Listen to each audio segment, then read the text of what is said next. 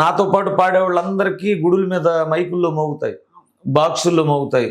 మేము మాత్రం అందరు పాడిన పాటలు రిహార్సల్ చేసుకుని లైవ్ ప్రోగ్రాలు పాడేవాడిని. అయితే ఈ విషయంలో మా అబ్బాయి చాలా బాధగా ఉండేవాడు.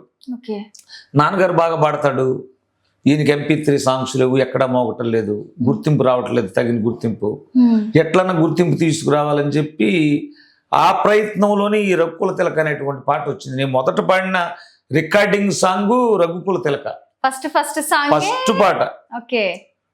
మొదటి నుంచి మావాడు డిగ్రీ సెకండ్ ఇయర్ వరకు చదువుకున్నాడు.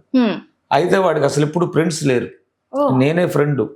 చెప్పిన ఒకళ్ళ సినిమాకి మూవీకి వెళ్ళాలన్నా ఇద్దరం బుక్ చేసుకుంటాం, ఇద్దరం వెళ్తాం, ఏదన్నా చెప్పుకుంటాం.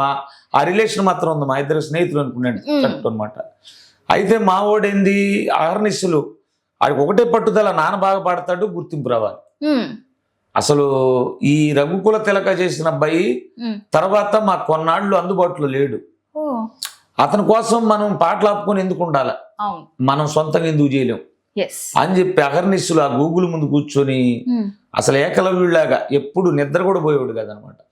అట్లా నెక్స్ట్ దసరా వచ్చేసరికి 8 పాటలు చేశాడు. ఒక్క కీబోర్డ్ రాదు మా వాడికి. ఆ కీబోర్డు మా ఆర్కెస్ట్రాలో అతను వచ్చి శ్రీనివాస్ అని ఆయన చెప్పేవాడు. ఇక మిగతా అంత వర్క్ చేసి పాటలు వదిలేడు.